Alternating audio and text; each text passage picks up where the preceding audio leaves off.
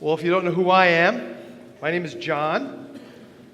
You can just call me John. You don't have to call me anything else. I'm technically the transitional director during this time, helping the elders, helping leadership, preaching. I'll be here next week too, preaching. So if you've got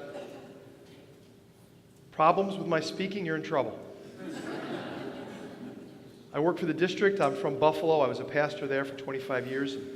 Now I'm helping churches out, so that's why I'm here. And so we're be praying for you guys, trying to help you guys through this time. I'm going to pray specifically for the message now as we just consider what God would speak to us. All right? Lord Jesus, this topic is too big for me. And unless I was directing it all to you and from your word, I would feel completely unable to get up here this morning. So Lord, I just beg. I beg that you would show up and you would speak to us. You would show us the way, God. Help us. In your name, amen. I was driving my dad home the other night, probably about 4 months ago, and there was some astronomical event going on. I don't know what it was called. There was something going on, and as we drove, the moon was in the sky, and it was clear. There was snow on the ground, and it was just gigantic. I don't know why it looked bigger than it normally looks, but it just, have you ever seen those nights? When it's just, the moon is just huge. And so I'm looking at that moon, and I'm gazing at it, and my father and me, we just stopped the car, and we just sat there and looking at the moon. It was amazing. It was so big. It was so bright, reflecting off the snow. I was, man, it's just incredible. And we could look at it, and you could just stare at it and see all the little pocks and the Sea of Tranquility and the little mountain. I mean, you could just see so much just with your naked eye. We just sat there gazing at it. You know, the moon is an incredible thing. It's this dead thing, right? It's a satellite. It's just a bunch of rock. It's just dead, and it's floating around our planet and affects our tides. But you realize, right, the moon doesn't generate its own light. And they've known that for like hundreds of years. It wasn't like something they just discovered. That's been around for hundreds of years. The ancients knew that the moon doesn't generate its own. The term moonlight is actually a misnomer, right? It's just reflected sunlight. So when you're looking at the moon, you're actually looking at sunlight that reflected off the moon. It's interesting, isn't it, that you can gaze at the moon, and you don't need moon glasses. There's no such thing as, moon oil for like lotion to keep yourself from burning, right? You don't get moon burn. It's not a thing. Not so with the sun, right? You look at the sun for a few seconds with your naked eye, you damage your eye. Remember the eclipse, right? I don't know what it was like here, but it was really weird where we were. And I remember my son wanted to look at it, and so we actually found a welding helmet, an old welding helmet we had laying around. And so we popped that on his head, and he was able to look at the sun. But you can't even look at the sun for a few seconds without it permanently damaging your eyes. The sun is so bright and so intense. The idea of the sun and the moon is a great illustration for what we want to talk about this morning. We want to talk about the glory of God. The glory of God. So I've got a couple objectives this morning as we speak. The first one is I want you to have a working definition of the glory of God. The second thing I want you to do is how should we respond to the glory of God? So that's what I want to do this morning. What is the glory of God, and then how should we respond to it? That's all I'm trying to accomplish this morning, all right? And so what is the glory of God? If I asked you all to take out a blank piece of paper, you could turn the insert, one of those many inserts in the bulletin, you could turn it over, and I asked you just write a definition of the phrase, the glory of God. You're going to write a definition. How many people would feel confident they have a really good definition in their mind of what the glory of God is? Am I going to raise your hand? But if you think, I know this one. This is easy. The glory of God is. We sang about it a lot this morning. That wasn't an accident. We kind of talked about it ahead of time. Great job, by the way, by these young people here. Right? You should thank them, right? The glory of God. What does that mean? You just sang about it. If you've been around church at all in your life, we talk about it all the time. I don't want to get all charismatic on us, but I think we need an interpretation if you're singing something you don't know what it means. You talk about something, we don't know what it means. It's incredible, isn't it, that this is a word that we hear in church all the time, our whole lives, some of us, and we don't even have a really good working definition of it. So my first goal is to get you a working definition. The place I want to go is Isaiah chapter 6. So if you got a copy of God's Word, you can open it up, or on a device, you can scroll to that. Isaiah chapter 6. And I want to start trying to tackle this idea. I want to give you a good working definition of the glory of God. Isaiah is a book written by a prophet. His name was Isaiah. He lived 2,700 years ago, okay? 2,700 years ago, we're reading a book written by him. And so he is a prophet, and he is speaking to and he writes this incredible story in Isaiah chapter 6 of what happened to him one day. And it gets us to begin to understand what this idea of glory is. So Isaiah chapter 6 verse 1 says this, "In the year that King Uzziah died." So we got a date. Okay, there's different kings throughout the history of Israel. And, for us, it'd be like, in the first term of President Nixon. That would put us, we know what date that would be. So it kind of dates it for us, right? In the year that King Uzziah died. Now, if you go back and read the Bible, it's a good idea to read it. King Uzziah was a good king. And so he dies. Now, if you've ever lived in a dictatorship, there's always a little bit of uncertainty whenever there's a transference of power, right? Dictatorships are very efficient, but they're not really good about the transference of power. There's a lot of usually coups and killing and all that stuff that goes on. Got a couple friends that live in absolute monarchies, and that's crazy. When the king died, the place goes nuts. It's incredibly uncertain. Kind of like when you lose a pastor.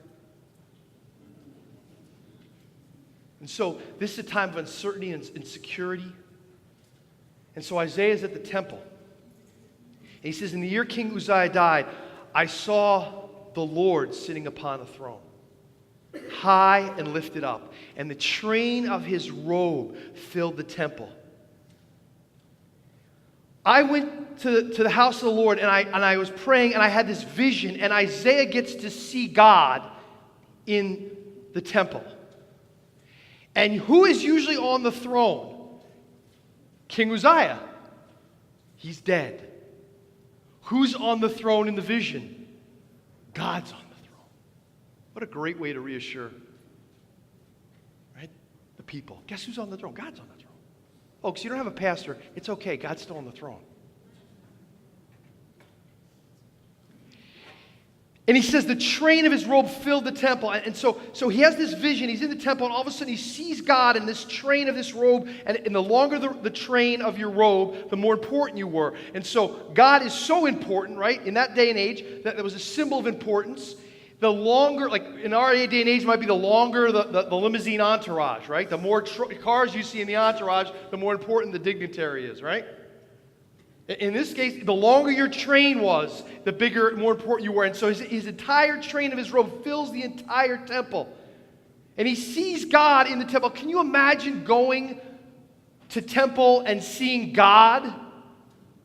This is even crazy for the Bible. The Bible's got tons of crazy stories in it. This is even a crazy story by biblical standards. He goes there and he sees God. Imagine coming to church, and it isn't some pudgy pastor from Buffalo up front, but there's God here. Wouldn't that be amazing? And you could always grab the people that didn't show up that Sunday. Oh, what happened Sunday? Oh, yeah. Well, God was there, and you missed it.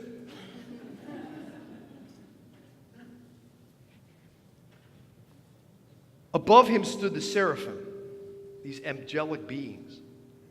Each had 6 wings. With 2, he covered his face. Why are they covering their face? Because they don't have any eclipse glasses for the glory of God. Do you understand? Angelic beings created to be in the presence of God can't look at the glory of God. And with two they covered their feet. That's a sign of humility. So these beings that are created to be in the presence of God can't gaze upon him, and they're covering their feet, and with 2 they flew. And they called to one another and said, "Holy, holy, holy is the Lord of hosts.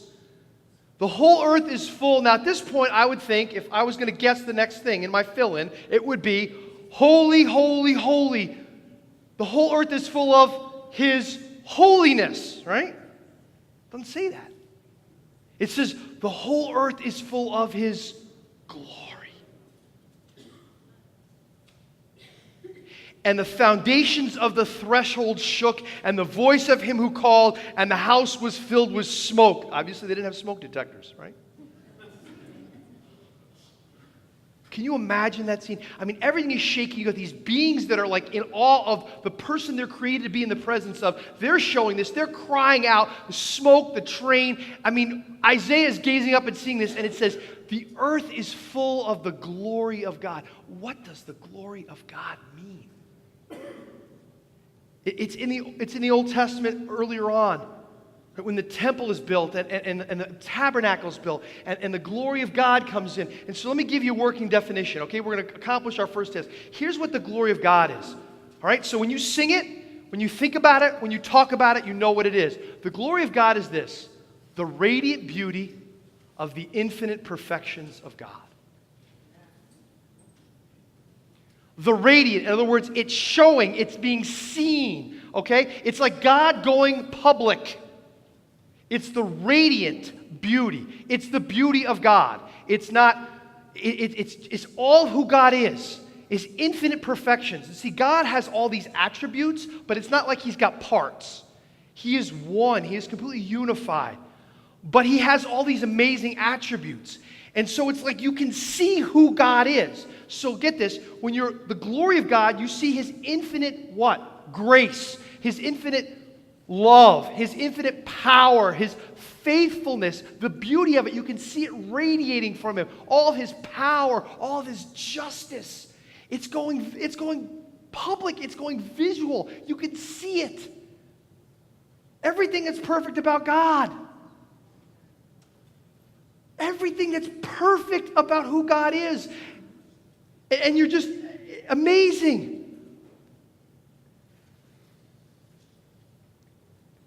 When you try to define the glory of God, I was looking it up, and some great preachers that I listen to have struggled with it, so it's not an easy phrase. But you know what the easiest way for me to understand the glory of God was to understand the antonym, right?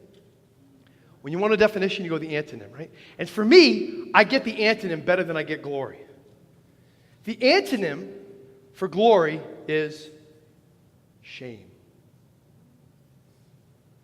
I get shame. You get shame?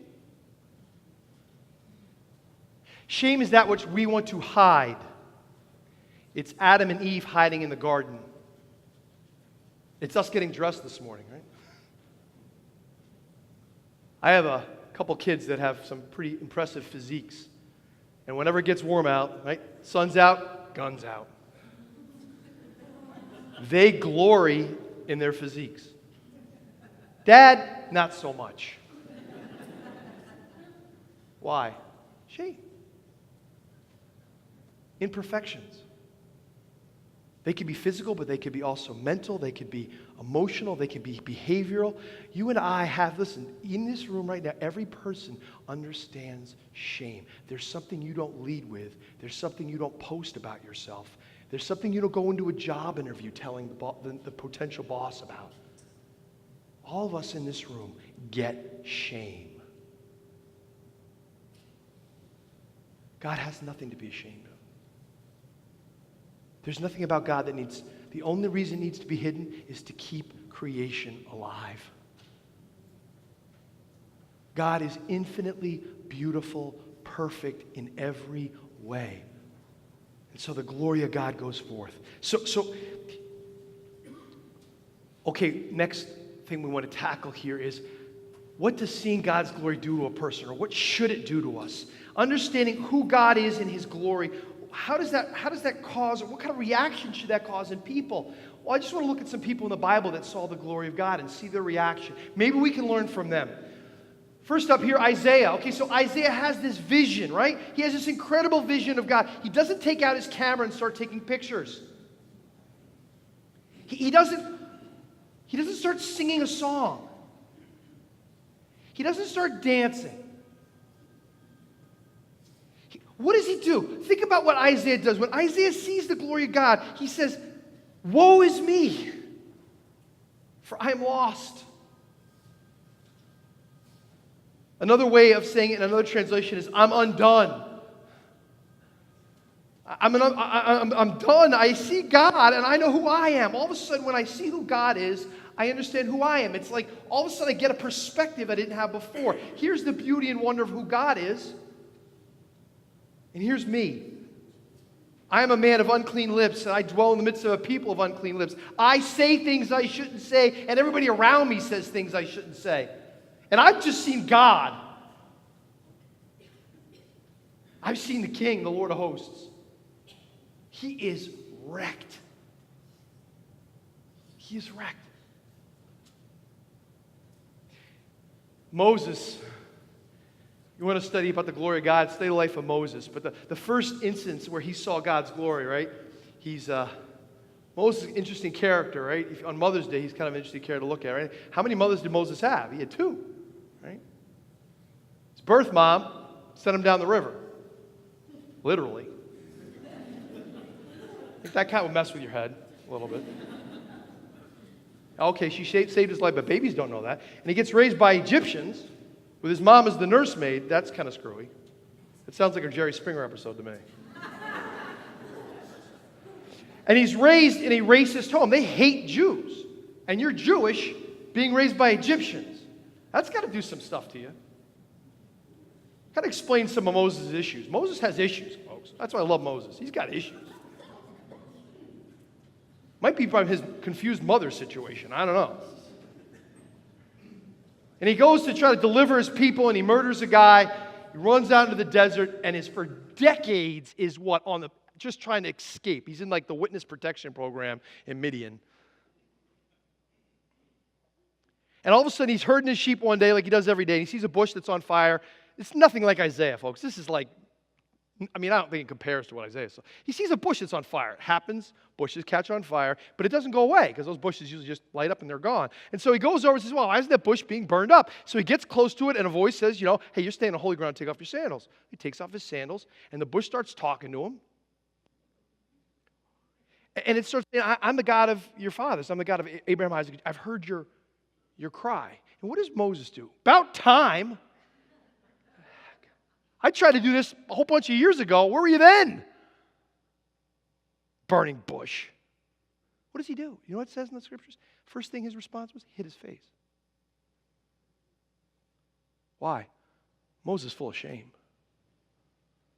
He sees even a small manifestation of the glory of God. And what does he do? He hides his face.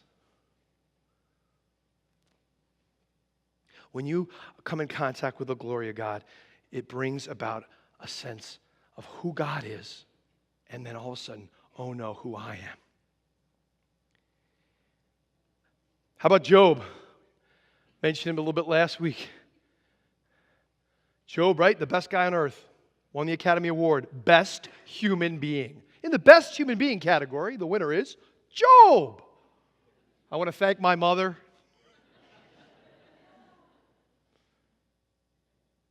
The best person on the earth sees God. See, he's been complaining about God for 30 chapters, so God dresses him down for 3. Think about that's the grace of God. You're going to complain for 30, I'll only dress you down for 3. And he dresses him down. It's powerful. I feel bad for Job, like reading it.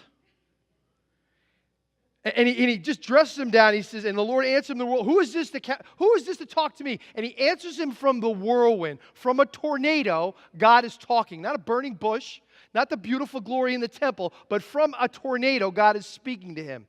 And he talks to him, and he questions him. And he says all these things to him, and you can read that for yourself. And this is what Job says.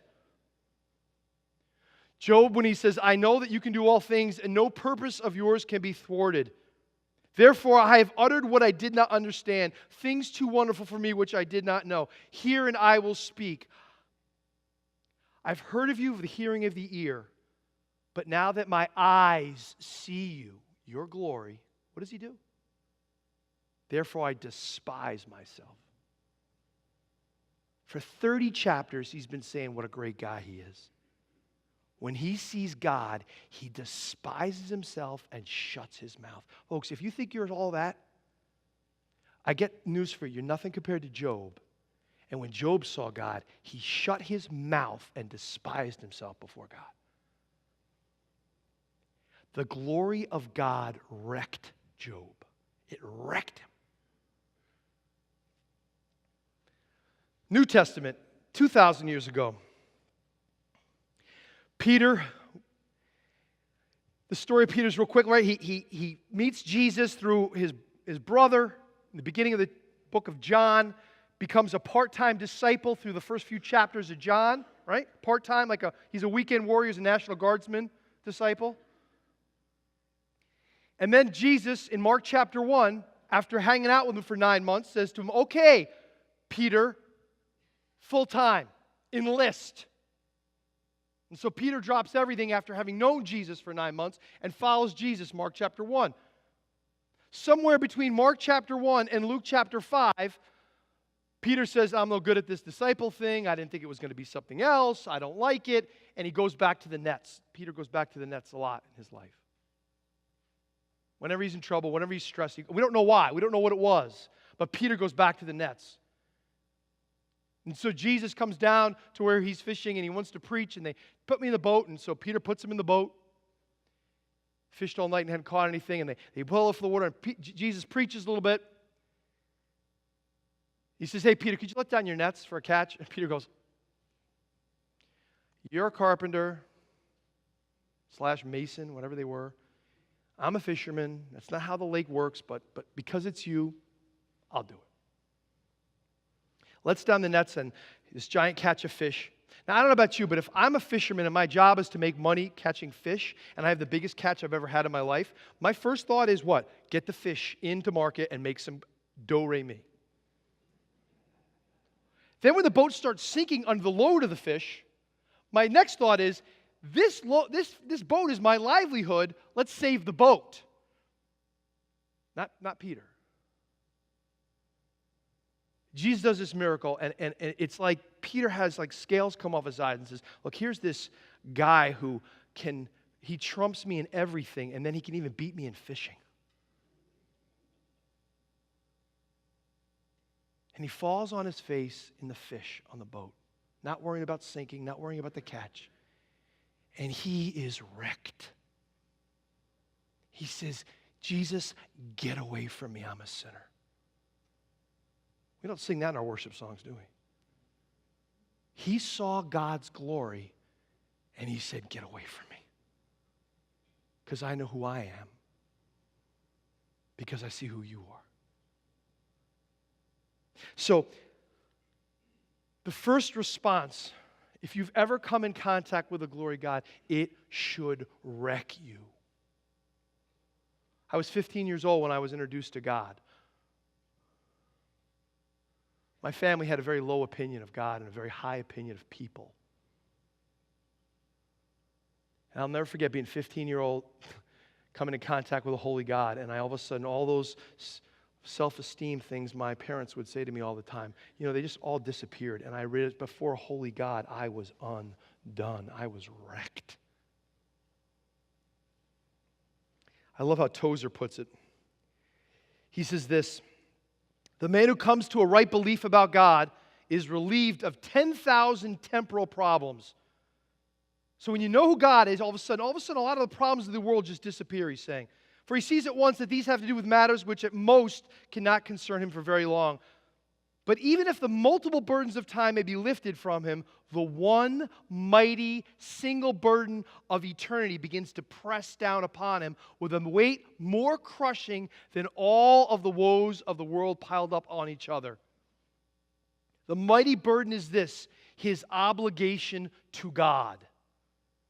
It includes an instant and lifelong duty to love God with every power of mind, soul, and to obey Him perfectly, to worship Him acceptably. And when the man's laboring conscience tells him that he has not done any of these things, but from childhood has been guilty of a foul revolt against the majesty in heaven, the inner pressure of self-accusation becomes too heavy to bear.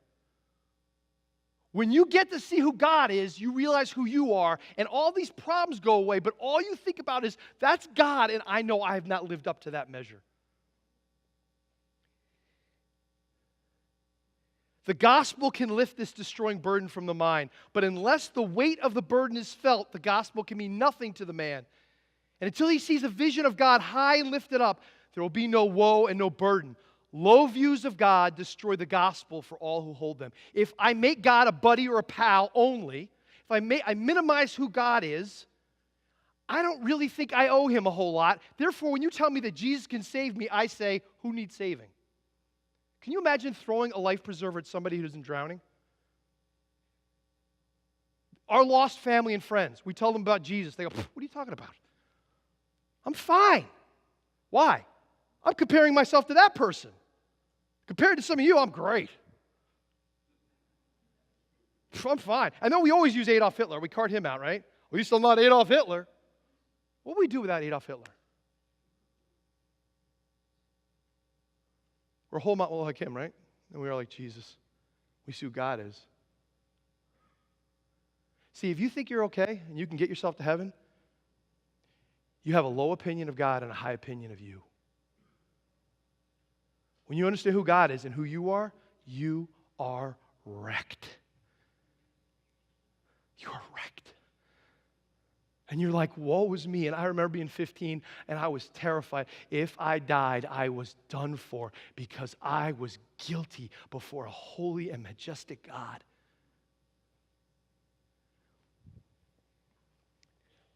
Fortunately, God doesn't leave us wrecked, right? Let's walk through these four guys again. So what happens? It should wreck you, but then there's another part, right? What happens with Isaiah? Isaiah is wrecked. He goes, I'm done. I'm laying on the floor in the temple saying, man, I'm done for. And guess what? An angel comes and brings a coal, and I'm like, man, I'd be kind of freaking out, a coal on my lips. Like, yeah, really, I'm not into that. Don't want to be my lips being touched with hot coal. But I guess if it's an angel from the altar of God, you just kind of shut up and do whatever they tell you to do. And he touched his lips and he says, your sin's been atoned for. You think you could be in the presence of God without his atoning work? I couldn't, you couldn't. Maybe you think too highly of yourself and not highly enough of God. And so Isaiah's lips are touched and he's able to stand. He's able to be there in the presence. And then God says this, right? It says, and I heard a voice saying, who shall I send and who go for us? And Isaiah's like, who needs to go for you? For you? Who needs to represent you? Reflect you? I'll reflect you. I'll represent you because you're incredible. I just saw the infinite perfections of the beauty of God. I'll go. If I get to reflect you, I don't care how pocked my surface is and how all my problems. If you need someone to represent you, I'm here. See, it should wreck us, but it should also what? Motivate us to want to reflect that glory to other people. I want to tell other people about how great you are. Right? How about Moses? I mean, Moses, folks, he gets the worst job ever, right? Speaker said recently, he said this, man, Moses got the worst job. Think about Moses' job description, right? Take a people from a land they didn't want to leave, on a journey they didn't want to go on, to a country where they didn't want them. Sign me up. And so Moses is an interesting character, and he has this kind of really neat developing relationship with God from being really kind of not in a good place in Exodus chapter 4 and 5 to becoming what? A close friend of God. And it's interesting, Moses has this opportunity to pray, and you always have that question, if you could ask God anything, those crowd breaker questions for small groups, what would you ask? And you know what Moses' answer is? He's in the presence of God. He's got one thing to ask for. You know what he says? I want to see you.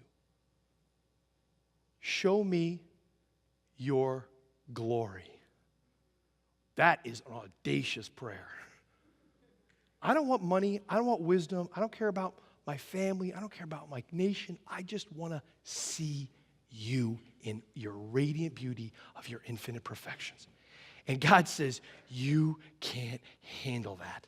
So I've got these really nice eclipse glasses. I'm going to shove you in a rock. I'm going to cover you with my hand.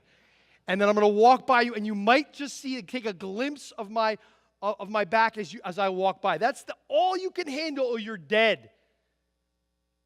Moses says, I want to see your glory. And then when God calls him to do a job, Moses does the job. Why? Because he saw God. And Moses had a hard job, and lots of times he wanted to quit, and lots of times he always drove him nuts, and he kept with God because he saw who God was. How about Job? I love Job, man. He's just a puddle of sores and mess.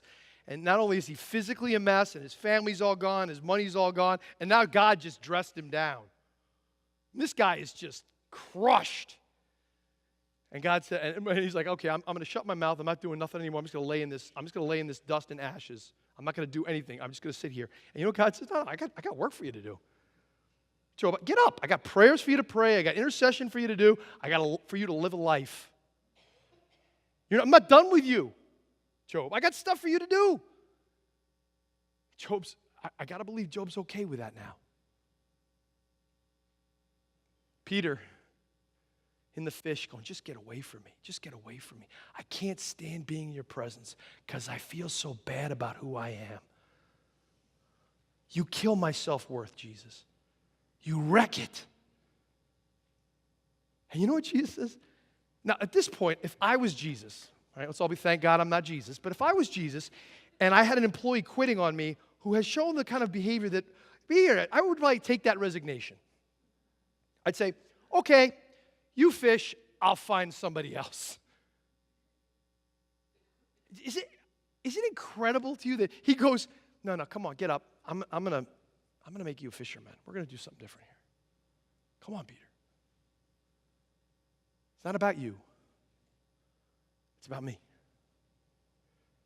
And he gets up off the mat and he goes on and he serves Christ. Folks, the glory of God should wreck you, and the glory of God should motivate you to reflect that glory to others.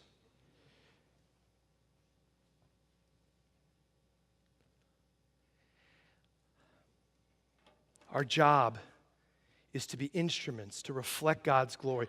We're just the moon, folks. Our job isn't to be perfect. Our job isn't to be wonderful. Our job is just to reflect God's glory. We are just instruments. Okay, we are just instruments. You say you can't do it? Listen, God loves using flawed people. How do I know this? There's a little thing called the Bible. And everybody in there, from Genesis to Revelation, except for a couple instances, everybody in there is a mess. God likes using messes because just like the moon, all those pocks and holes mean there's no way that thing's generating light on its own. There's no way.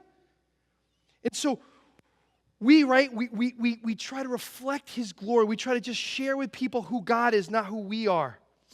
And so I've seen God's glory being reflected from people. I'll tell you a couple stories. A woman I know and her husband, her name is Echo. She was in Ohio. Her husband is a doctor. She is a PA, physician's assistant, but she also has incredible skills with leadership. So she owned a business that was a construction company in Idaho, pulling in millions in revenue. Plus her husband's a physician, and she's also a PA, so I don't know how much they could make every year, but it's more than me.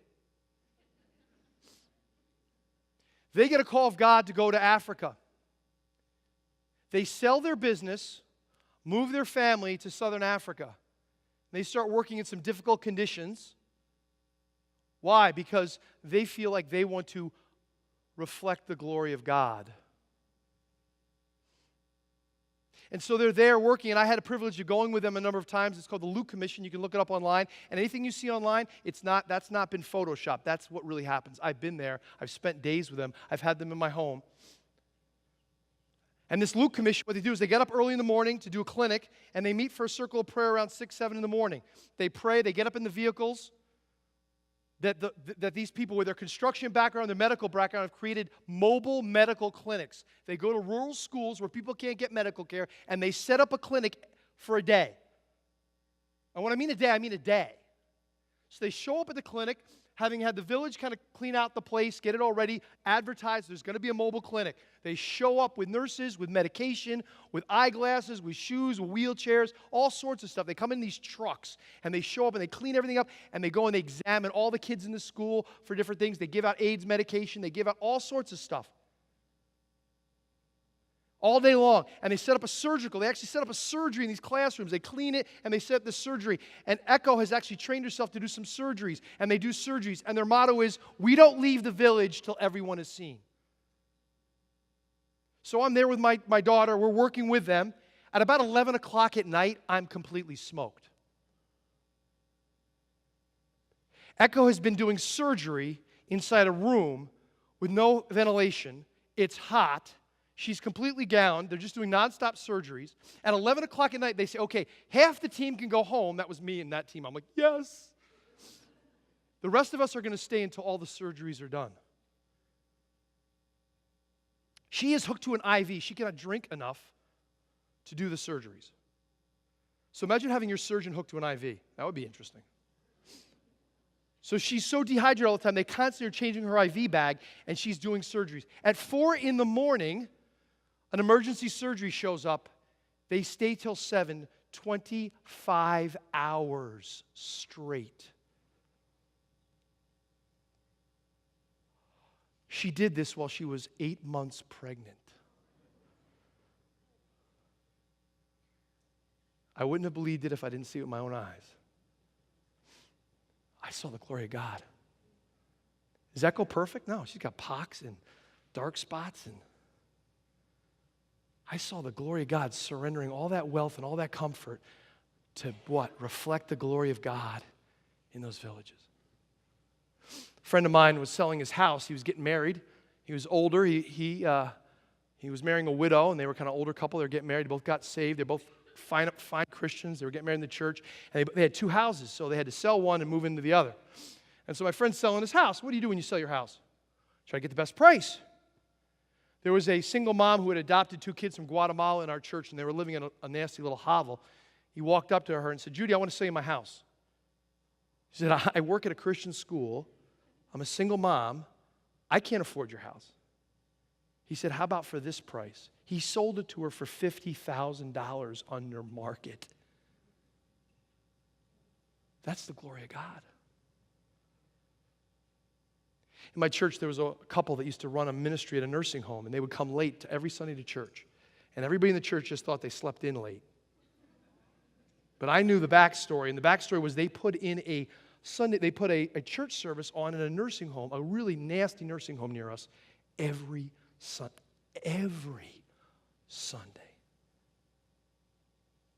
And I went to that service one time. I'll never forget this woman. Her name is Tina. And Tina, they would do this service, and at the end of the service, about 20, 25 elderly people that the families have just warehoused are just there. And you know what she did? She hugged every person in that service and told them, God loved them, and I love you. I saw the glory of God that morning. Not directly, reflected off the moon. 3 weeks ago, I was in the Middle East. I was in Jerusalem, and I was doing a training, and there was a man in that room. His name was Ramadan. He had a vision of the glory of God. Jesus showed up to him in a physical, visible way, and he left Islam and followed Christianity. And every week, he has a death threat from his family. And he stayed in his community, working with the church, trying to lead people to Jesus. I saw 3 weeks ago, sitting in my classroom that I was teaching, the glory of God, reflected by Ramadan.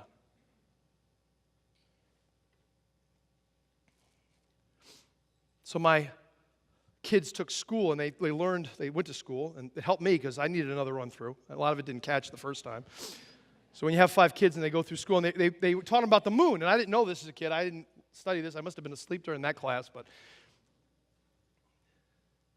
they talk about the phases of the moon. And there's a waxing moon and a waning moon, right? Waxing means it's getting bigger, and waning means it's getting smaller, right? Until it gets to be full. Waxing and waning. And this is an incredible illustration of the Christian life. I have seen many Christians over time wane in the reflecting of the glory of God. I don't know about you. My prayer for Oswego Alliance Church, my prayer for you individually, and my prayer for me is that we would be waxing moons. That we would reflect more of the glory of God, not less over time. It's amazing to me is this passage in 2 Corinthians I want to close with. 2 Corinthians. Now remember, the Corinthian church isn't like Oswego Alliance. The 2 Corinthian church is a mess. I mean, if you want encouragement that bad churches can get turned around, 2 Corinthians, read the Corinthians, man. That church was a complete train wreck. Right? You couldn't find a pastor for those churches. And get this, Paul in that, talking about Moses and his glory and the glory of God shining on his face, and he would come down from the presence of God, and it was so bright it would freak all the Israelites out, and so they would cover it with a veil, like a bride. I would kind of be self-conscious about that, but he needed to wear a veil to cover the glory of God because it was kind of freaking everybody out. So he would be with God, and then he would reflect God's glory. And so this is crazy. Paul says this to a church that's messed up. He says, we're better than Moses. Christians, we're better than Moses. He says this, listen. He says, and we all, including you, Corinthians, we all, Oswego Alliance, with unveiled faces, beholding the glory of God, are being transformed into the same image from one degree of glory to another. We are what? We are waxing moons. For this comes from the Lord who is the Spirit. The Spirit of God empowers us to do what? To reflect His glory more and more. Dear Jesus, forgive us for our low opinion of you. Oh God, forgive us. Oh God, would you show us who you are, God? Would you show us your greatness? God, we live in a vile nation, a vile community with vile people, and we are vile compared to you. God, would you show us the radiant beauty of your infinite perfections? Would you show us this week who you are? If you need to wreck us, God.